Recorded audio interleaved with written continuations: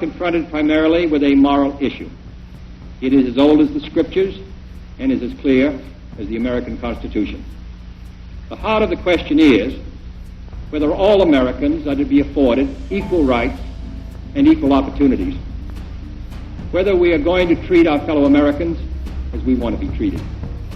If an American, because his skin is dark, cannot eat lunch in a restaurant open to the public, if he cannot send his children to the best public school available, if he cannot vote for the public officials who represent him, if, in short, he cannot enjoy the full and free life which all of us want, then who among us would be content to have the color of his skin changed and stand in his place? Who among us would then be content with the counsels of patience and delay? 100 years of delay have passed since President Lincoln freed the slaves, yet their heirs, their grandsons, are not fully free. They are not yet freed from the bonds of injustice. They are not yet freed from social and economic oppression. And this nation, for all its hopes and all its boasts, will not be fully free until all its citizens are free.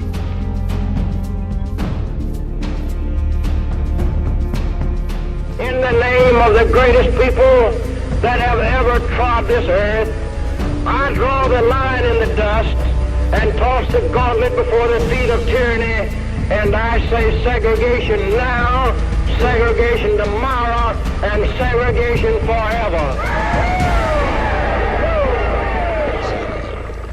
I say that he should look into the situation and discover the cause of the activity that results in burning down buildings and in the spontaneous outbursts that we call riots, and which other people call uprisings.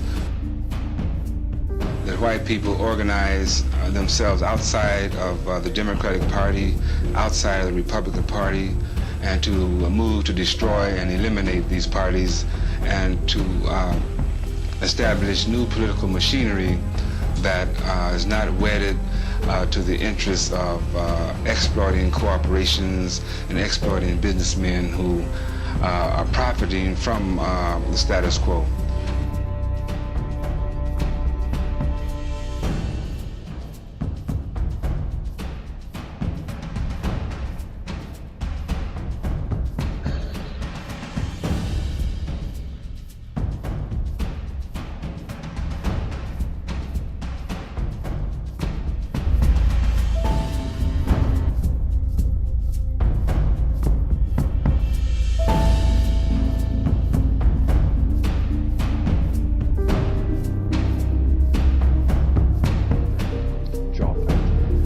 Has got to get out that when police act inappropriately, and of course in this case there has to be a thorough investigation, but for too many years, too many mostly black suspects have been treated terribly and in some cases murdered.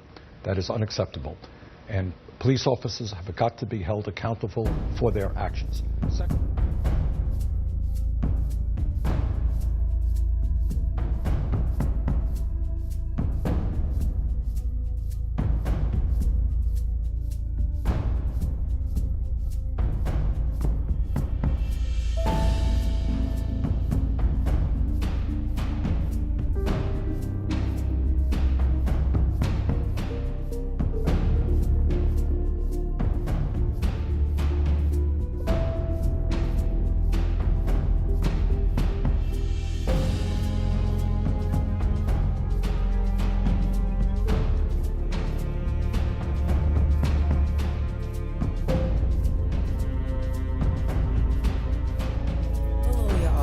and today, we're going to be discussing the ignorance of y'all's president. Not mine, because he isn't for me or my people's. Y'all's president. President y'all defend to no end. So let's get started. Let me start reading it in his dumb voice. These thugs are dishonoring the memory of George Floyd, and I won't let it happen. Just spoke to Governor Tim Walz and told him the military was with him all the way. Any difficulty, we assume control. But when the looting starts, the shooting starts. Thank you. So first of all, you just called us thugs, which is freaking microaggression, which perpetuates the idea that all black people are violent, no matter what they do. We're just so violent and scary. Second of all, dishonoring the memory of George Floyd. Shut up. And you're talking about bringing in the military? Like, the military, which has so much weapons, that are trying to go kill people. Because they have so much weapons. Trying to kill innocent black people for protesting. The right every American has. And then he says, when the looting starts, the shooting starts. You're trying to make a rhyme and a joke out of a man's death? That's not funny. And you want to draw the line at looting, taking goods off that Target, which refused to sell them milk. Because the officers, they maced them in the eyes and had tear gas. They refused to sell them milk. So you know what they did? They looted the hell out of that Target. Like, it's so right, Lucy. So deserves to be looted, not selling them that stuff. And the media doesn't show the aftermath of it. The Black Lives Matter protesters had stands and they handed out stuff to those poor people who had tear gas and got maced. So yeah, in looting, why do you care about the looting? That Target, that billion-dollar industry called Target is replaceable. They have so many other stores. Like, George Floyd's life is not replaceable. Those people's pain are not replaceable.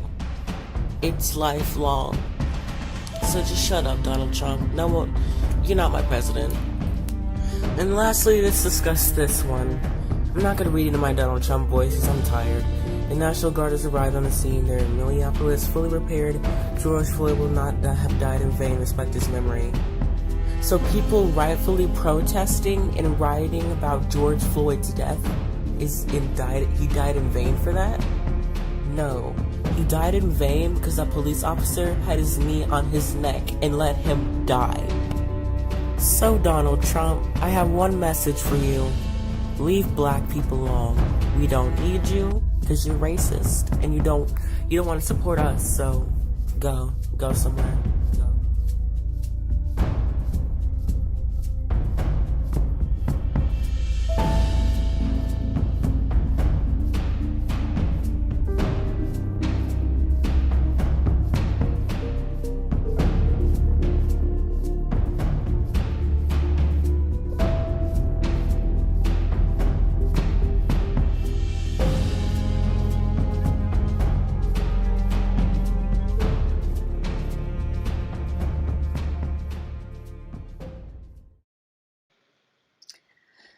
Good evening, everyone, and welcome to Environmental Coffee House with Antonio Reed tonight. It's his show, The Rising Tide, basically. It's a somber evening. It's nice to see you all. Hi, Jean and Hans and Going South Torstein and Orla and Kim and Phil and everybody that's with us. Welcome. Hi, Antonio. Hey, Sandy, how are you doing? Well, as good as we could be expected to be doing. I mean, we're living through collapse. That's not funny. Yeah, I definitely think it dawned on me today that this is some of the most disheartening, saddening, and intolerable of times in so many ways, right? The current moment is the Black crisis, the undoing of the social contract between Blacks in the United States, which, I mean, you really got to question if, Blacks in the United States or Negroes in the United States ever had a binding social contract with the United States. But this moment highlights that shortfall. So I think there's a lot to discuss tonight. Mm-hmm. I'm sure there's a lot of people who are very emotional. Yep. I'm sure there's a lot of people who are worried, confused, and scared. Um, and then some people are being extremely opportunist in this moment as well.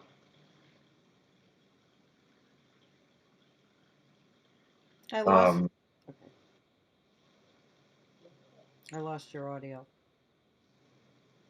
uh, so yeah, there's going to be a lot to talk about tonight as far as, um, you know, what's happening in the country, what should we expect in the future, and what should we do?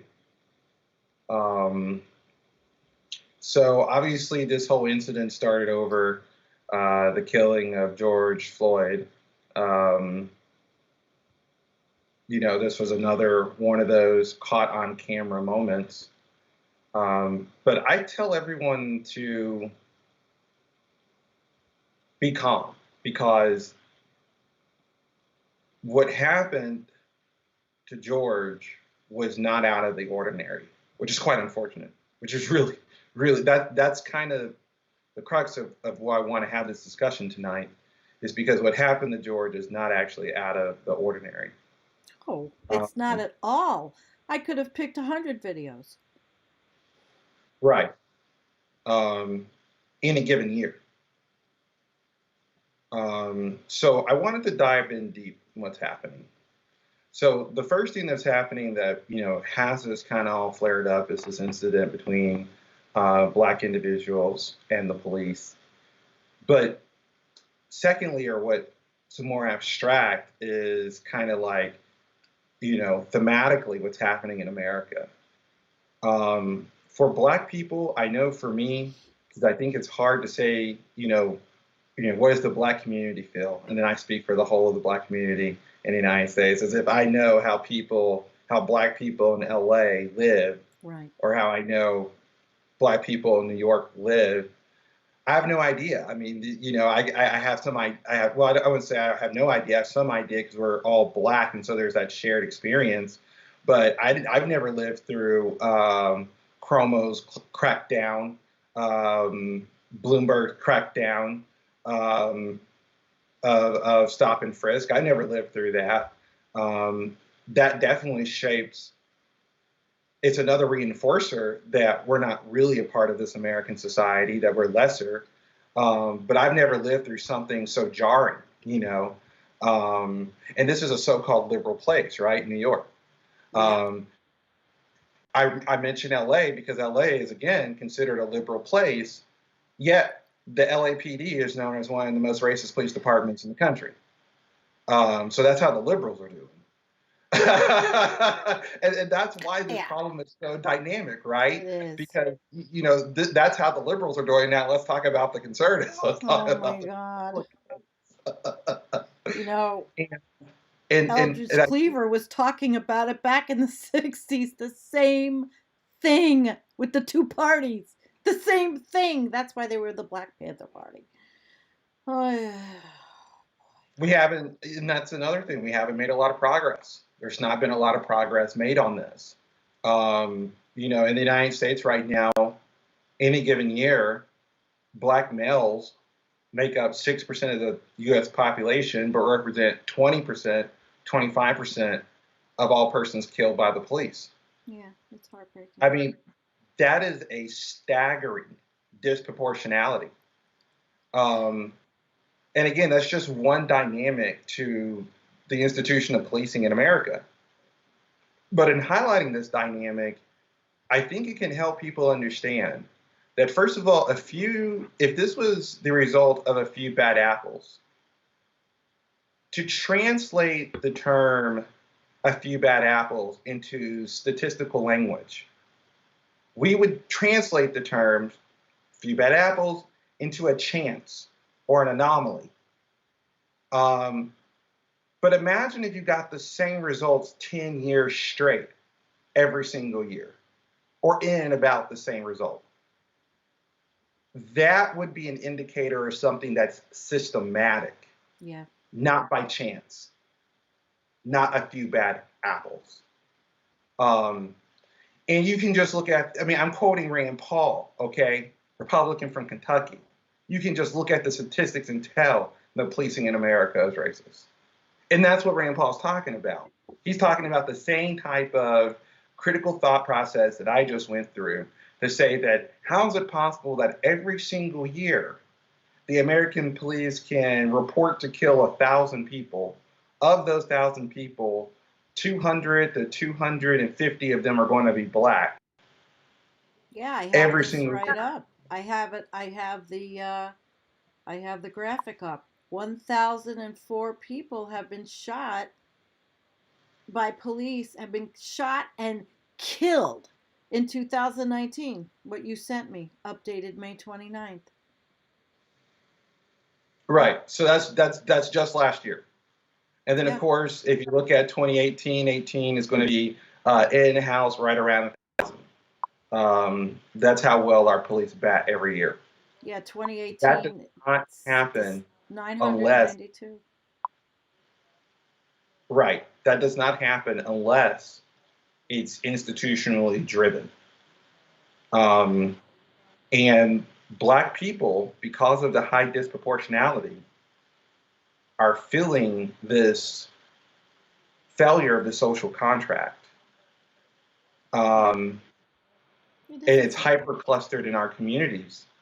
And there's a long history and legacy of this systematic abuse in the most direct way. This is not, I mean, try to compare, right? We saw some people get guns and threaten the government over lockdown procedures during a pandemic. Imagine if you lived in a community where your government was sanctioning the execution of citizens, unarmed citizens on the street. And the biggest repercussion that happens to these people who get away with this are they lose their job. Yeah. That is the state giving the green light. That is the state making a clear differential in the value of life. And the riot itself is the language of the unheard, right? Martin Luther King Jr. That black people are part of a prison complex and they're being hyper discriminated in police killings, socially, economically oppressed, segregated, and gentrified. Flint's still suffering from lead water. That's still going on right now, for speaking. And see, that's the other crimes that we don't think about. People are talking about Targets are getting looted, nice stores are getting looted. The whole city got poisoned, Yeah. still poisoned, Yep. and there's been no arrest. And you know the environment. There's a lag. You know the environmental discrimination that's gone on for people of color. Indiana, Mike Pence, he was embroiled in it. Right. So we're seeing this is what the failure of a social contract looks like. Yeah. It looks like the devolution of a civil society. It really is.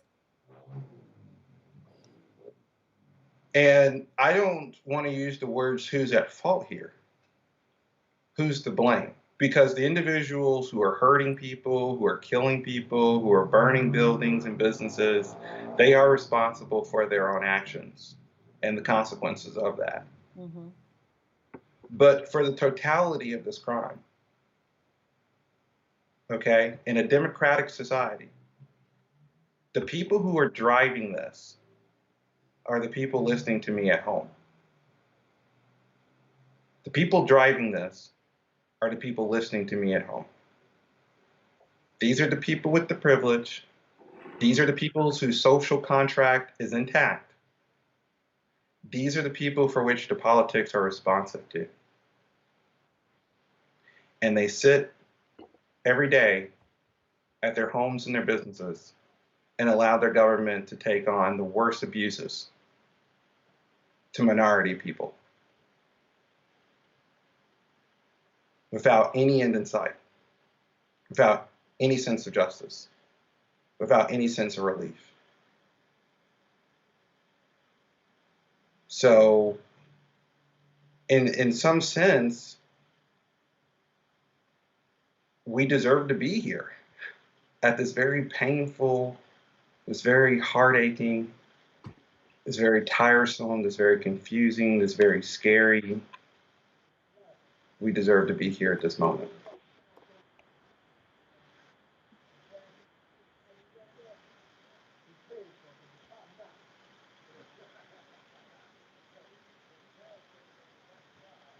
Um, I just put myself back on. I was looking at the chat. I'm sorry. I got caught up with the chat because there's a lot of people talking. You know what I wanted to talk about, Antonio, was what we talked about on the phone was the brutality of these organized police forces, and not every policeman is bad, obviously. My neighbor's one and seems sweet enough, but maybe that's his wife. But the brutality, the brutal force, it's like what you said in the beginning. Nothing has changed. Nothing has yeah, changed. A knee or a lynch. and that's right. One of the dynamics about American policing that you can identify from the statistics um, is that they're generally brutal. It's not just that the police are racist. That is one dynamic to their brutality. Um, but they're racist, they're classist, and they really don't know how to interact or deal with, confront people who have mental disabilities or mental illness. Um, that's seen in the numbers. Okay, every year, white males are going to make up 35 to almost 45, 50% of all people who are killed by the police. Notice that means between 350 to almost 500 people are going to die who are going to be of white skin, who are going to be white males. And notice that there's almost no reporting on that. I'm sure that that's almost come to a complete surprise to most people in the country that white males make up on average, account for the most deaths each year by police. Um, but that also shows that there is a really large class dynamic here. Right. And poor white people, not only are not being heard, when they're able to speak, their voices, well, just like black people, get their voices so manipulated that the frustration turns into this visceral display of racism, of xenophobia. So the system, the plantation system that is the United States, is so effective at abusing people and turning the abusees into abusers. There's an old saying my mom used to tell me, hurt people hurt people. And so you have a mega class of white undertrodden people who are abused by their government, but are empowered, but only to abuse those below them. Yeah, that makes so much sense because I've seen it. I've witnessed it. So Yeah. these dynamics are really hard, embedded deep into our cultural fabric. And it's really hard to see us making now the type of progress now necessary to move beyond this era intact.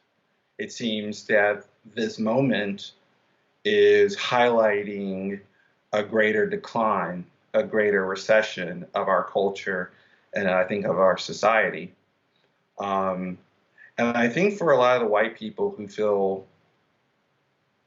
somewhat safe in their suburban homes, somewhat safe in their business districts,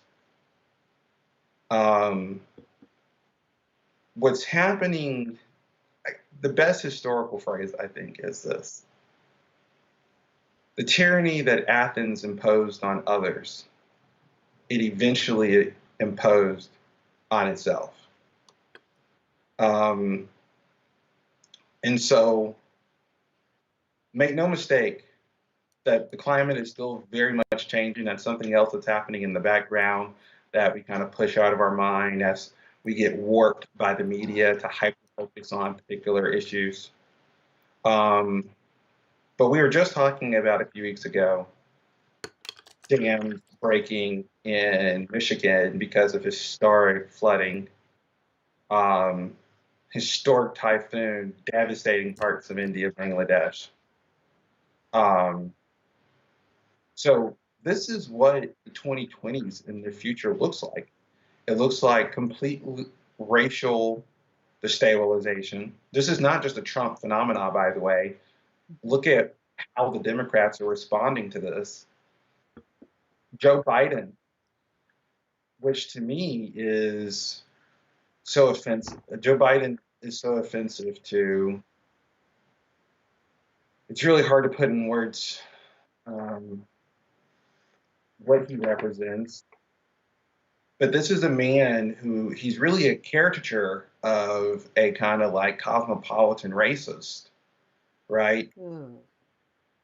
He's like this clownish figure that pretends to be minority friends, but it's so obviously clear that he's just using minorities as a political advancement for his own career. That to me is so, but it's not just his raw utilization of Black people for political advancement. He's part of the system that systematically oppresses Black people. He's been there. You know, this is the senator from Indiana. This is the senator who was pushing the crime bill. This is the senator who's pushing private prison.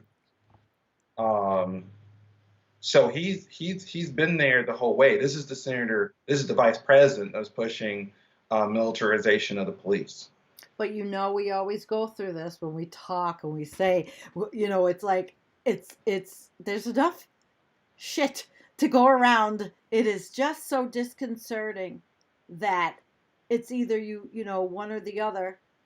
We've got the courts. What were we talking about that? The courts and the future. And it's so scary. In our country right now, I really think we're just on the precipice of what somebody said in the chat, authoritative, you know, an authoritarian dictatorship. Oh yes. Wow. Jackie.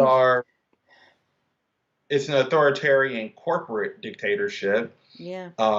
But yeah, we're fully in the throes of that now. The coronavirus is really what triggered the acceleration into this dystopic nightmare. But of course, we know the surveillance state is now being deepened because of the coronavirus is being used as an excuse to deepen the deep state. But any type of protest like this, oh my God. Look at the opportunists on both sides. You know, people are talking about, oh, look how bad the riots are. And it's absolutely true that there are Black opportunists out there who are just like taking this moment. But that's human. See, right. Opportunism and greed and everything, it's human. I was just in college. Yeah. I was just in college 3 years ago. And I remember, I think my junior year of college, at East Carolina during Halloween, and this is mostly a white school, you know, they had to bring out the riot gear on the college students who flipped over a school bus in the middle of the street. So there was, you know, so it's not just like this is like only Black people riot kind of issue. Riots are organic, you know. People who go to protest do not plan to riot. Things start with a trickle and end in a roar. And the police and CIA and FBI, the national police, have studied infiltration tactics into activist groups. And one tactic that we know that the government uses are covert optics, where they infiltrate and they provoke violent activity. So what you end up having is you have opportunists who organically riot. You have the government who is trying to direct the riot as to delegitimize it, and so that the people at home can dispossess it and then disconnect it from the more important happening. At the same time, the state can use this episode as a reason to increase militarization and surveillance in the future, which acts as a type of feedback. And it serves to continue to politically polarize the country. So there's a hyper-partisanship that happens. And obviously, when this occurs, you got to remember that race in the United States is ultimately injected as a dynamic of distraction from the class war.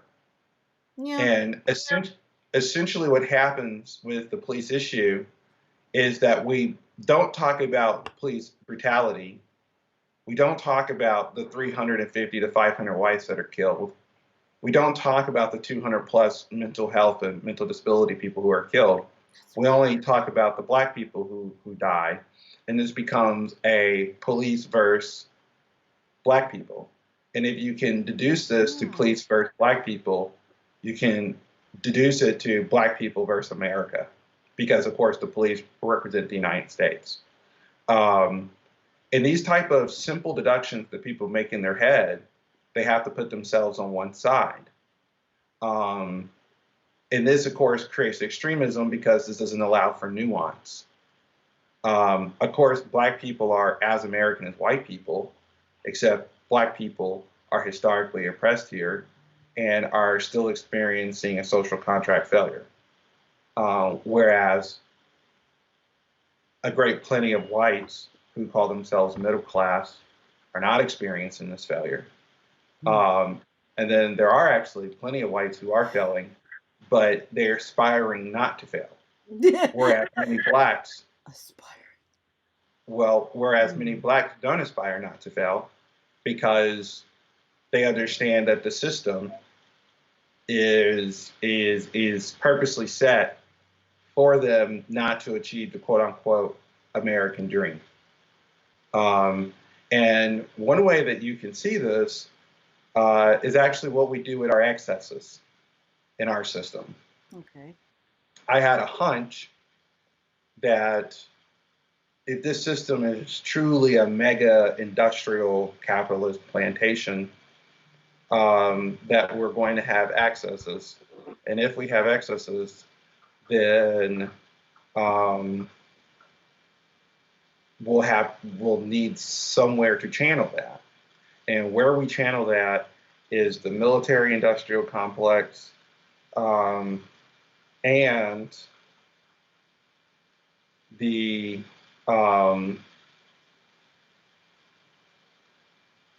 prison complex. And what you'll find is that there's almost an equal number of people in both the prison complex as there is in the military complex. And you can break it down into racial statistics too. Just like there are whites in prisons, there are blacks in the military. But what you'll find is the vast majority of people in the military are white, and the vast majority of people in the prison system are going to be minorities, black. That's not by coincidence. That's what we do if we're unemployed. Our economic system is designed to only have a certain number of so-called full employment once we met maximum aggregate demand. Mm-hmm. And there's millions of people who are kind of left out of that system. And obviously people who are left out of a job system won't have any way to support themselves in life. And of course, that means they'll result to crime. And if they resort to crime, obviously that's the only way it means they have to support themselves. And then, of course, crime begets crime. And that's why a lot of Black communities and Latino communities are so downtrodden. It's because they're economically depressed, have no way to lift themselves out. They resort to crime in order to make money. This is true in white communities. When I went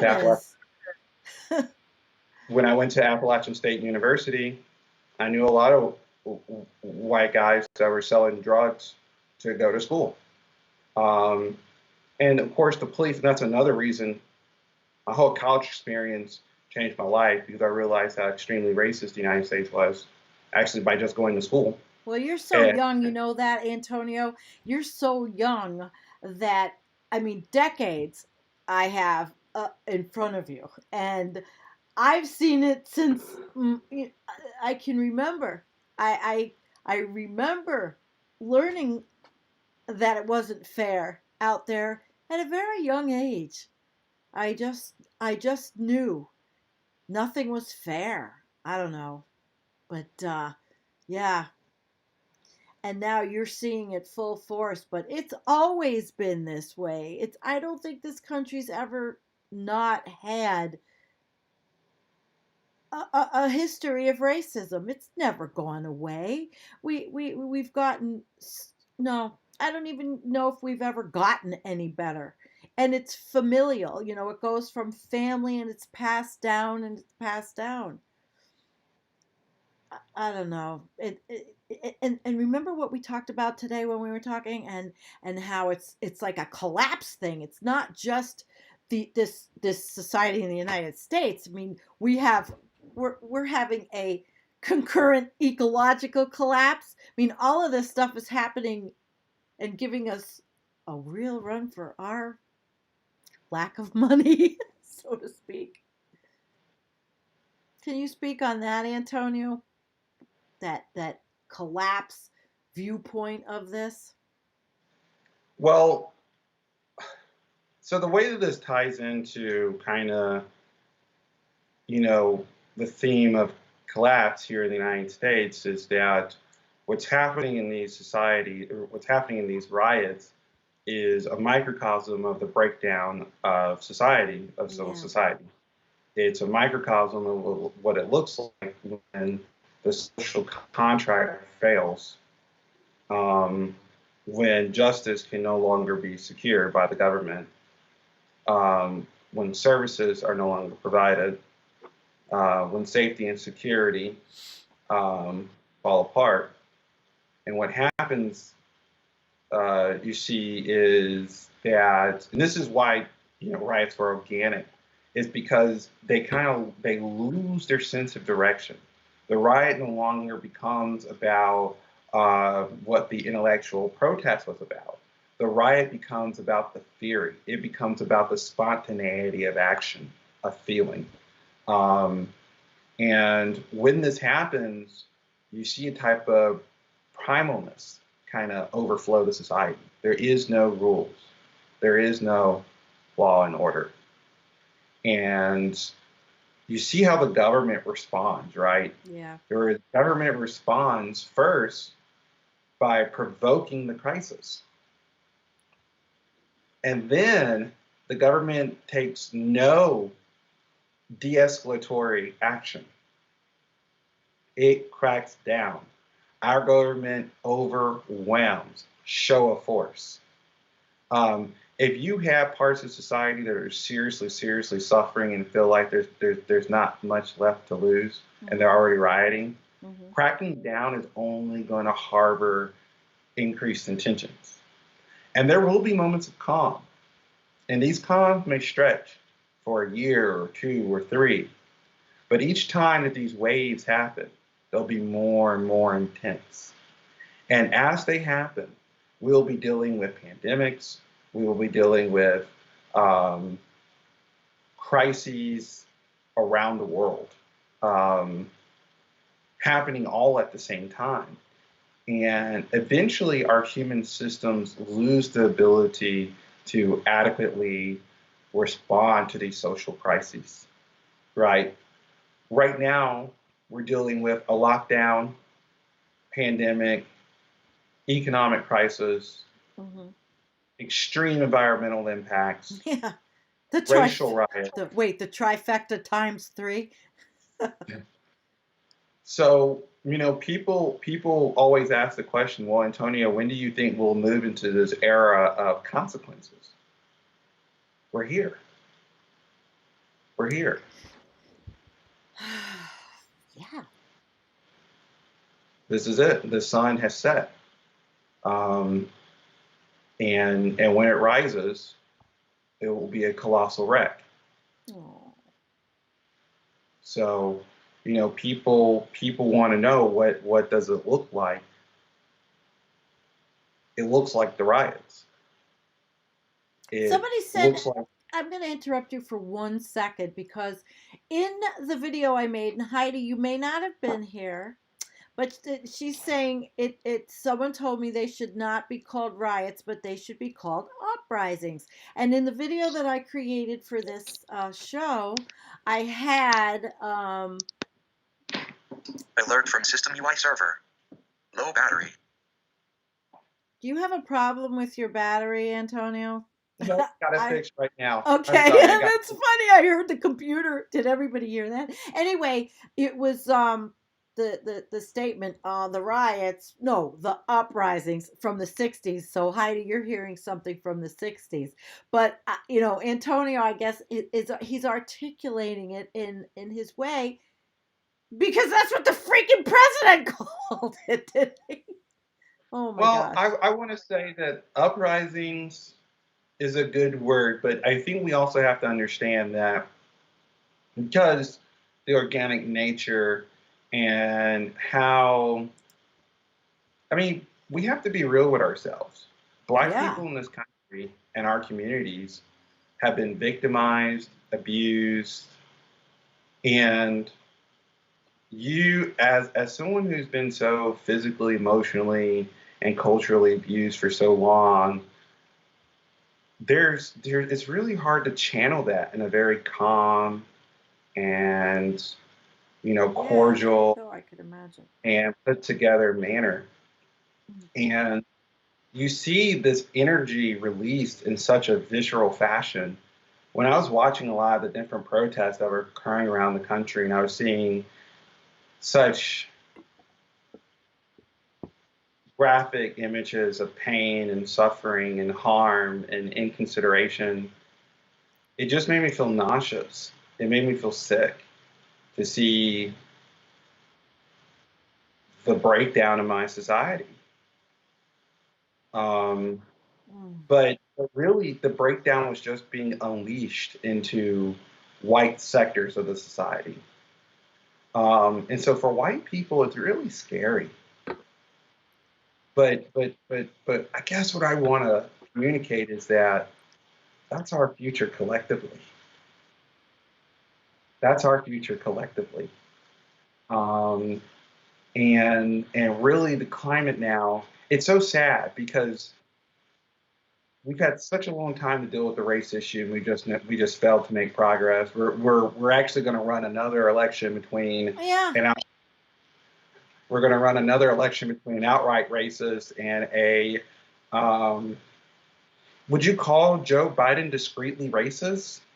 I mean, I think he's more than discreet. I have a comment here from Mike Olinger.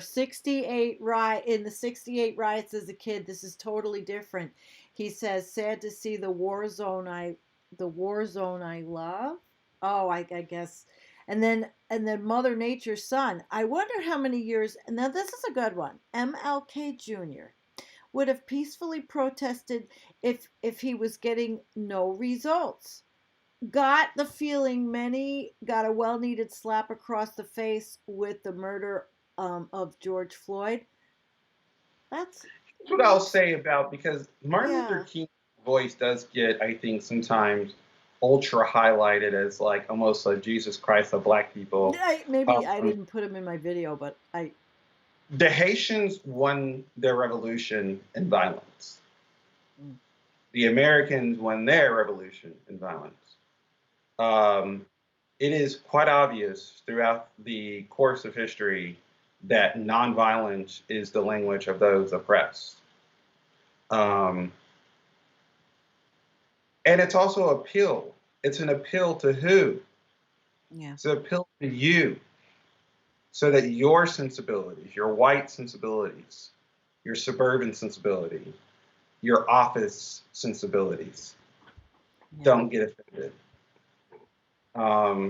No matter, and it's and in that sense, it is powerful because it shows.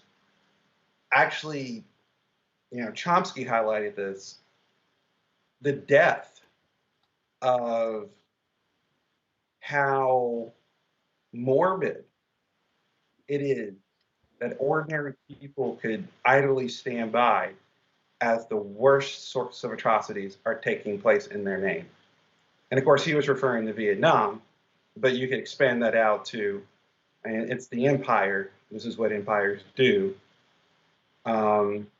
And so Martin Luther King, that was his attempt to appeal to the white citizens of empire.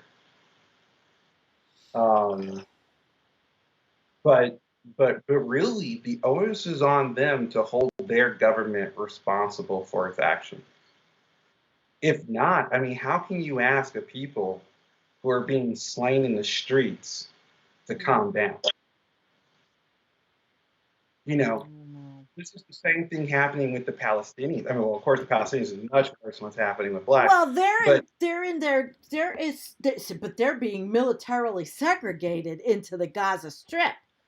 And right, but that's and what's happening here is this. It's the same thing without being relegated. There, people are relegated into what happened in Russia and in Europe, the ghetto, they call it. When the Russians put the Jews in there. I mean, humans just keep doing this to each other.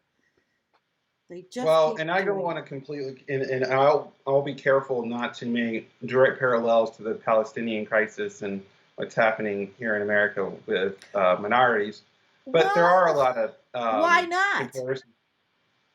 Well, because I think in a lot of ways what's happening to the Palestinians is much worse, or they're in a more primitive state of dealing with their racism than we are. I think America is more advanced on racial issues than Israelis are.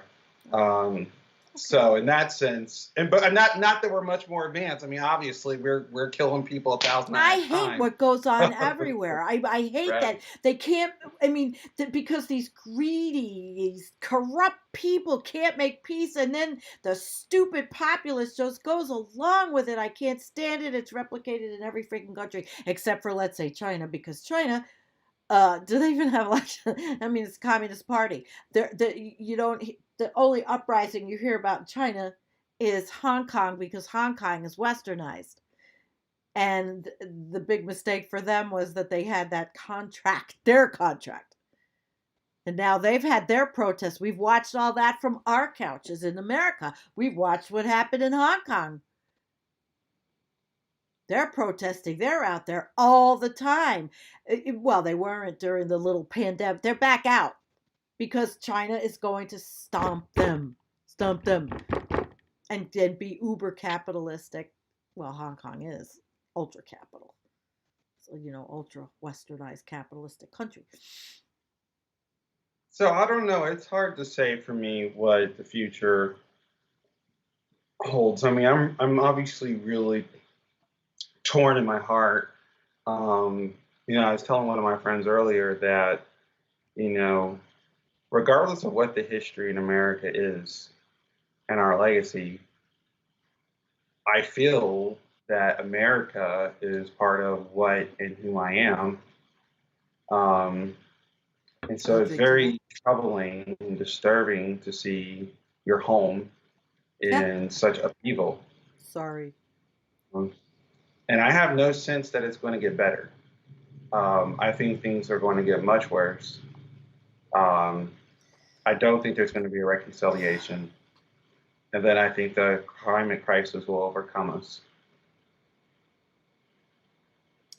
Well, we know that. That's the overarching umbrella to everything is our climate crisis and our ecological.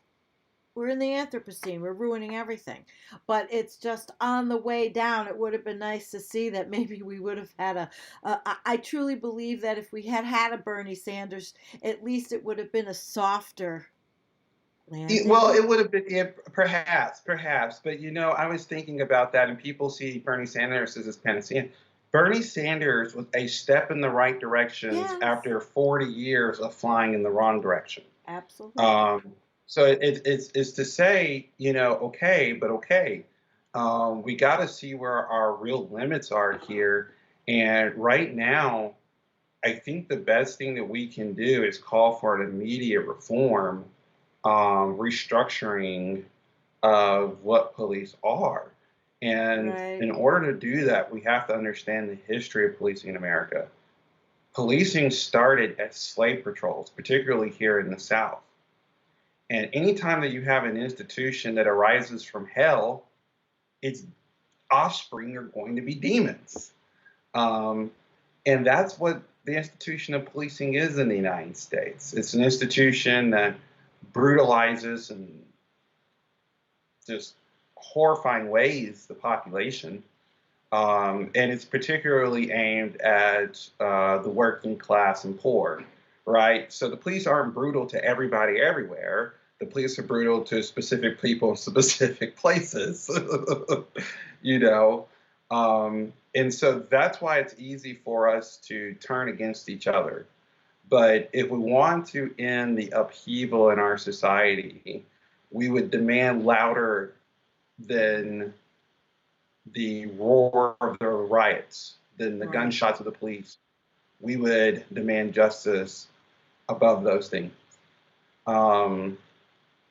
Because that's the only way that we're going to have peace. You can't tell people who are getting slain in the streets to be calm. Because under no sense will they be. But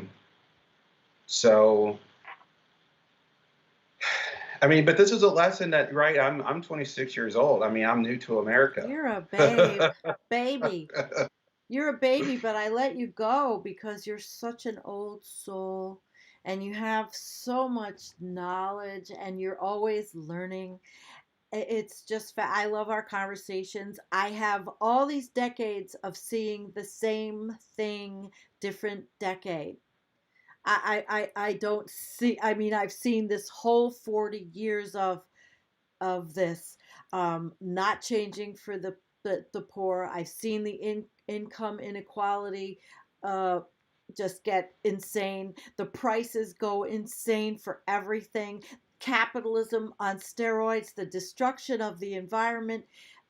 And now it's even worse because now Trump signed an executive order that all regulations are off on any corporations during their comeback from COVID, which means that they're going to, of course, circumvent everything. And if you think Anwar is a problem, wait till those greedy Republicans up there get their hands on, some federal dollars to drill. Although I know that there was a bit of a discussion about do they really want to do it? Some people were saying that it was maybe the cost benefit analysis of getting in there and getting the oil out. That brings my attention to another issue: is the difference between the looting that gets the country in a wad and the looting that nobody cares about. And the looting that everyone cares about, which is televised, is pretty graphic, right? And people do die, and businesses do burn, and people get hurt, and they do deserve rejection and repudiation. But the looting that almost no one cares about kills tens of thousands of people, and hundreds of thousands of people, and destroys lives, and destroys people's homes, and mortgages, and futures, and that looting is okay. It's sanctioned by the government, so. We know that Wells Fargo was engaged in financial criminal behavior where they were outright stealing people's financial identity, charging their accounts in some cases up to $400,000. People lost their mortgages, people lost their jobs, people lost their cars, people committed suicide. But that sort of looting, there's no glasses broke, there's no fire set, so it's okay. And of course, the exec board from Wells Fargo made out fabulously from their bonuses. There was the massive looting that just occurred from the U.S. Congress. Yeah, massive. Oh my gosh, massive. How many trillions went to the corporations and didn't trickle down? And look at the looting, the total carnage of, we talk about all businesses are burning. Look at the total carnage the U.S. government has just now done to small businesses in America. 40% are set to close this year. 70% of small businesses in America will close in total by the year after next. That could have all been avoided if people understood. I'm just going to put a pitch out there for Stephanie Kelton's new book. If people would understand how our country works and how they could just write that, write it out, free up, make new money, and give it to the corporations, it could have been equitably distributed, so that didn't have to happen at all. Our healthcare system selects, I'm using that word correctly, selects 70,000 people to die every year, according to Yale in their latest study. Which study is that, Antonio?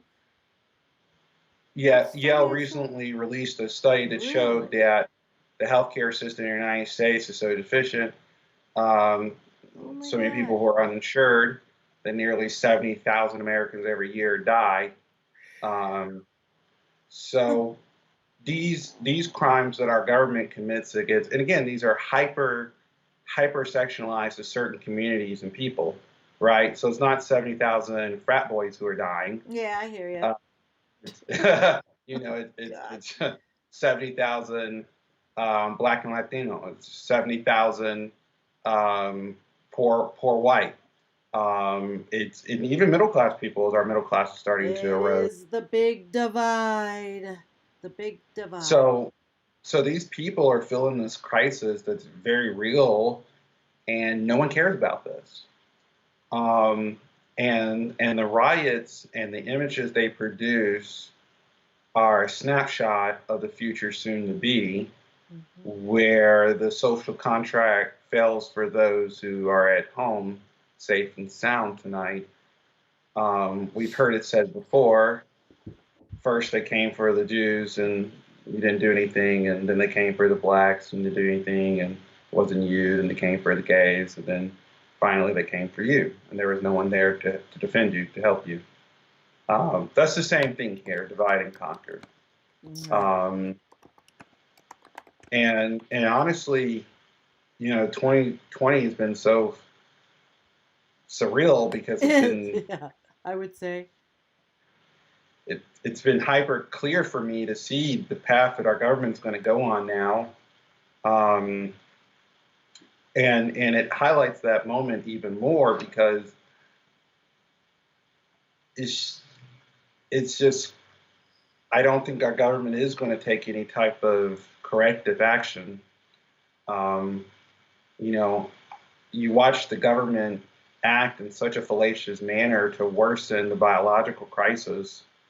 You see the Democrat refusal to be a legitimate alternative, the transfer of trillions of dollars of wealth from the bottom to the top that occurred, and then the crackdown and what will be a hyper-militarization of the police started under the first Negro president, Barack Obama, and then, I shouldn't say started, but it was really accelerated under Barack Obama, and now it will be hyper-accelerated under Donald Trump.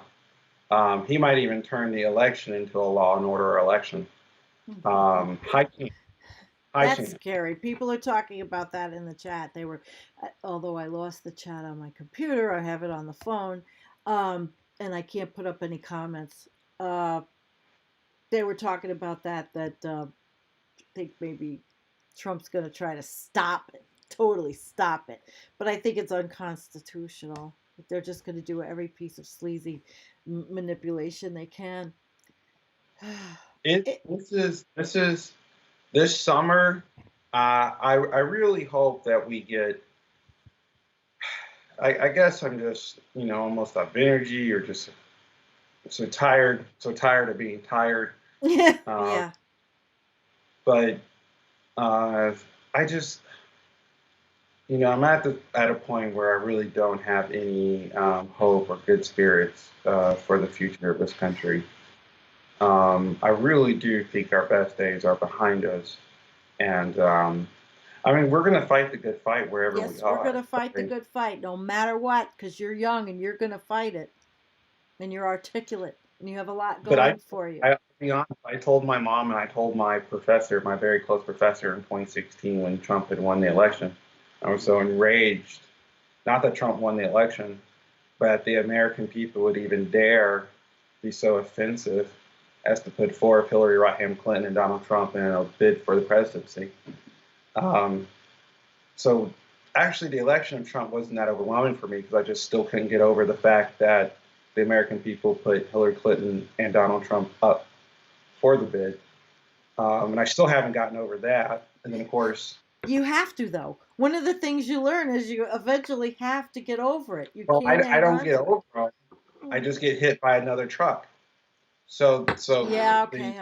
truck that I just hit me understand. is this one. And so I've caught up. I was in 2016 yesterday. Now I'm in 2020. Oh, It's a disaster. Antonio. So it's Yeah. worse than what 16 was in a lot of ways. But it's just again evidence to show that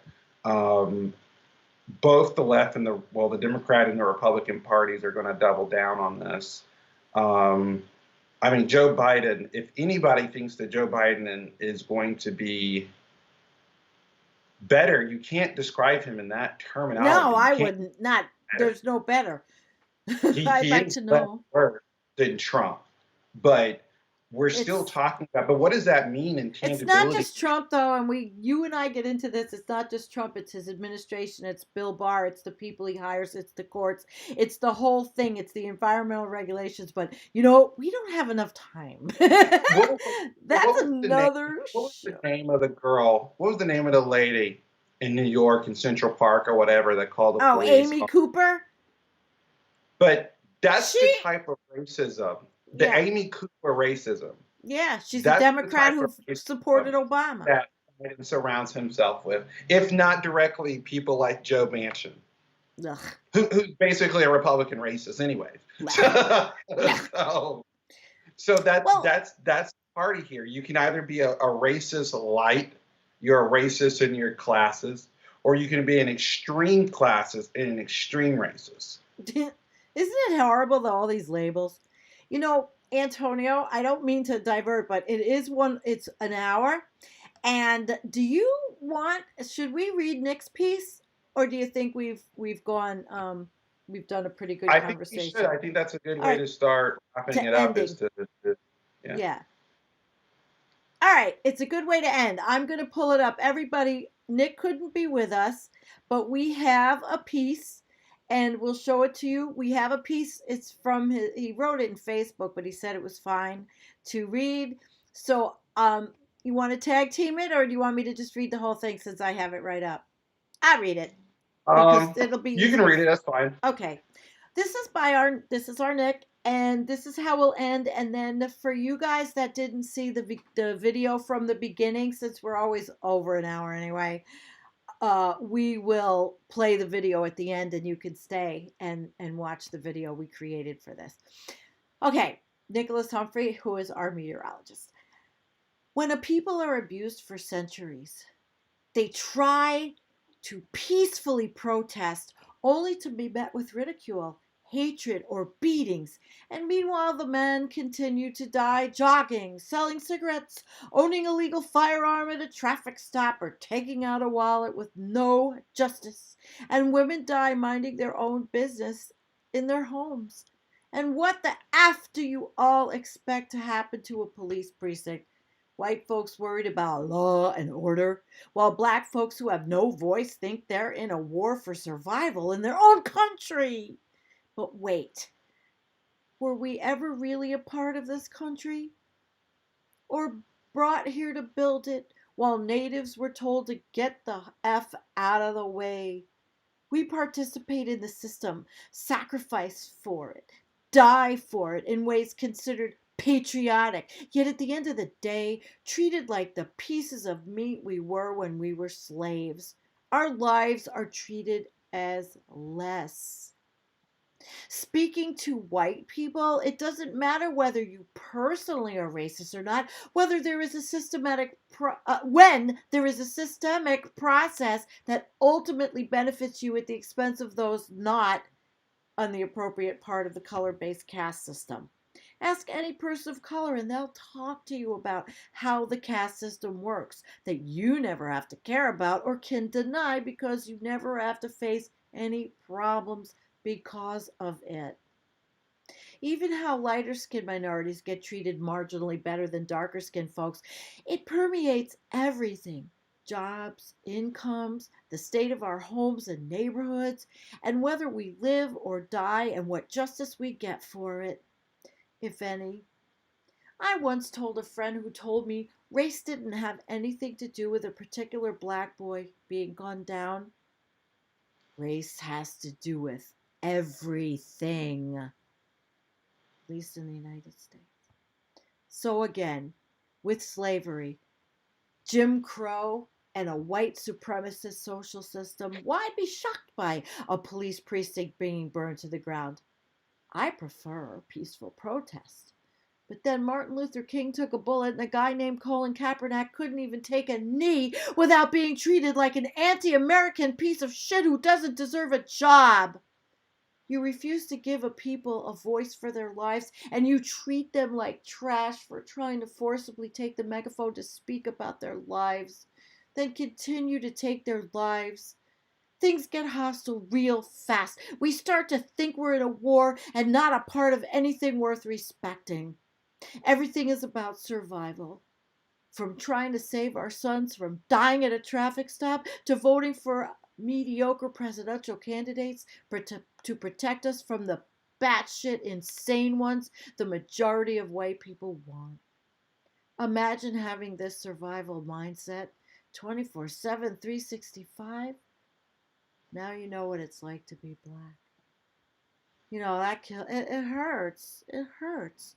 I could cry. It hurts. It hurts. And what a piece to end with. Thank you, Nicholas, if you're watching or you get to watch.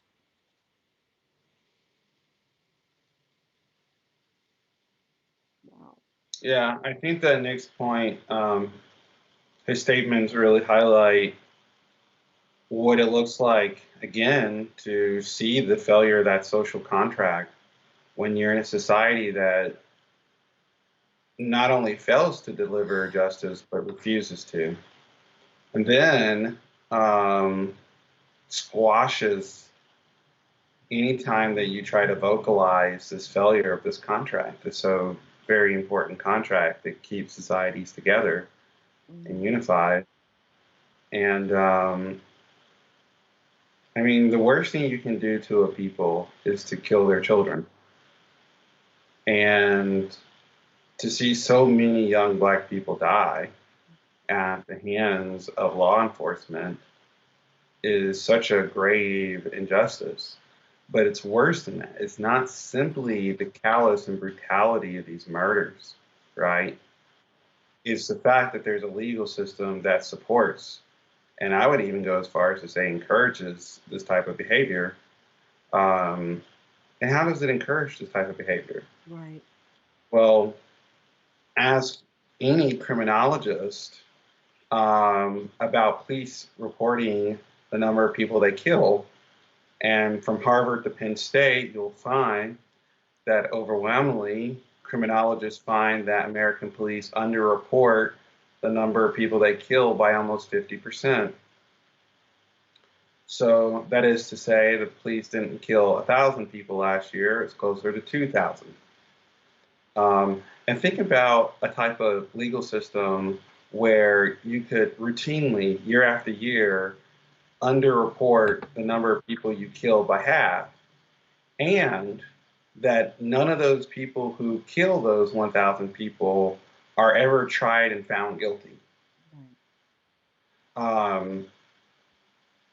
I actually don't want to put into words, because a lot of times when I'm talking, I am in conversation for the first time, and I'm thinking about the things that I'm saying, and I actually think about what that really means. To have a system that year after year produces these sort of results, and have it so hyper channeled to a community of people who look like you, and then like have people sporadically upset by protests that occur once every 5 years, when communities like yours are rocked every day, every year, with things that are much worse, at least in the totality of people they kill, than these riots. So, like I say, it's really, I lose the energy and kind of the soul and the spirit to talk about this issue, because we've been talking about this issue since 1619, and the progress we made is 2.4 million inmates and 1,000 deaths a year, 10,000 a decade. That's the progress we made. That's the progress. Well, at that note, is there anything positive we can end with at all? We have a lot of love out there. We have a I loving was going to say, bunch of followers, except we had a little bit of a problem with Torstein tonight. I think Torstein might be, I don't know if it's wine, but it's something. But love your family like they were going to encounter the police. And that's a very real emotion that Black people have. I know that I feel that way about my brothers and my cousins and my friends. So right. I wish I could put up some of the chat, but I can't. Oh, I lost it somehow. It's only on my phone. Guys, I'm so sorry. Does anybody have anything I can read out? If there's anything, uh, boiled lamp, rope lamppost, who I see everywhere. He said Sheriff Chris Swanson is marching in Flint, and Mindy. Oh, they're talking about, do you have your own channel? And it's no, you have your show, The Rising Tide, or You're With Me. Somebody wanted to know. I think for Antonio, you can have your own channel, but it's a big, huge pain in the ass. See, I do everything, so it makes it easy for I'm everybody else. actually about, really quickly, so people can know about my personal life. The Yeah. pandemic has slowed me down a little bit, but I'm trying to move into another apartment, and I'm dedicating one of my rooms to kind of a studio. Oh, So something may be coming in the future. that sounds wonderful. If we could be the springboard for brilliance, it makes me happy. Hey, then my job is done. That's great. Good. I'm happy for that. All right. Well, we have. All right, everybody. Thank you for coming. Yes, it's been quite a somber talk, but where do you find the topics we handle here are somber topics. I mean, they just are, and somebody has to give you the tough news sometimes about all this stuff. So we thank you for coming, and if you did not see, I will play the video now. We're so far over time anyway. Okay, Antonio, would you like to give us a ending goodbye? I don't even know what to say, but be calm, be loving, be understanding. Yeah. Be responsible first to yourself, and then second, hold your government responsible for what it does. in your name. Yeah, that sounds like the best way we can end all of our governments. We are the government. Don't forget it. We can take it back. Stay tuned.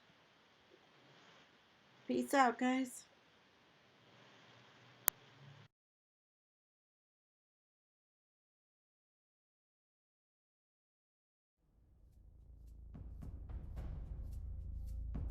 We are confronted primarily with a moral issue. It is as old as the scriptures and is as clear as the American Constitution. The heart of the question is whether all Americans are to be afforded equal rights and equal opportunities, whether we are going to treat our fellow Americans as we want to be treated. If an American, because his skin is dark, cannot eat lunch in a restaurant open to the public, if he cannot send his children to the best public school available, if he cannot vote for the public officials who represent him, if, in short, he cannot enjoy the full and free life which all of us want, then who among us would be content to have the color of his skin changed and stand in his place? Who among us would then be content with the counsels of patience and delay? 100 years of delay have passed since President Lincoln freed the slaves, yet their heirs, their grandsons, are not fully free. They are not yet freed from the bonds of injustice. They are not yet freed from social and economic oppression. And this nation, for all its hopes and all its boasts, will not be fully free until all its citizens are free.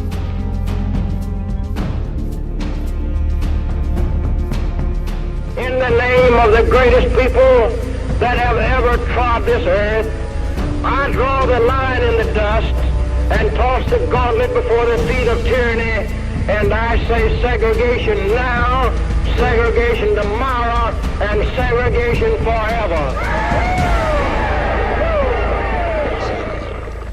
I say that he should look into the situation and discover the cause of the activity that results in burning down buildings and in the spontaneous outbursts that we call riots, and which other people call uprisings. That white people organize themselves outside of the Democratic Party, outside of the Republican Party, and to move to destroy and eliminate these parties, and to establish new political machinery that is not wedded to the interests of exploiting corporations and exploiting businessmen who are profiting from the status quo.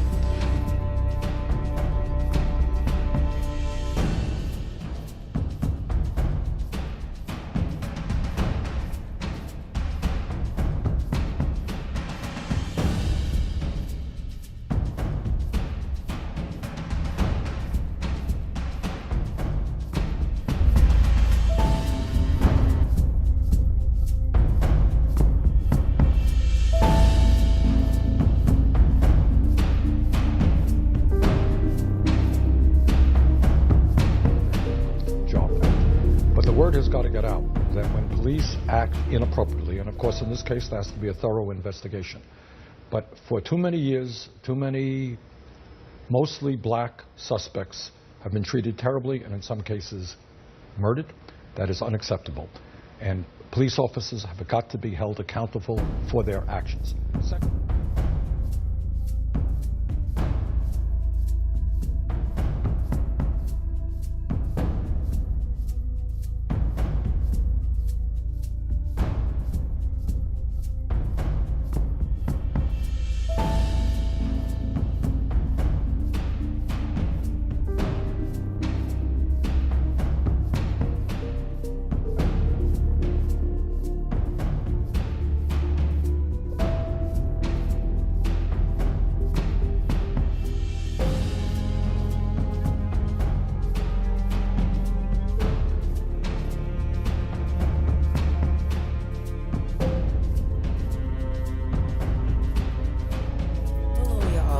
and today we're going to be discussing the ignorance of y'all's president, not mine, because he isn't for me or my people's, y'all's president. President y'all defend to no end. So let's get started. Let me start reading this in his dumb voice. These thugs are dishonoring the memory of George Floyd, and I won't let it happen. Just spoke to Governor Tim Walz and told him the military was with him all the way. Any difficulty we assume control. But when the looting starts, the shooting starts. Thank you.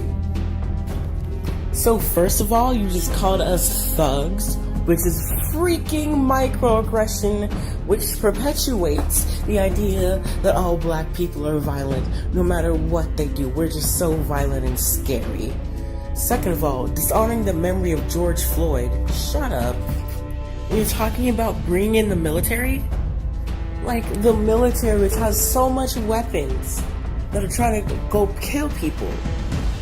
Because they have so much weapons. Trying to kill innocent black people for protesting. The right every American has.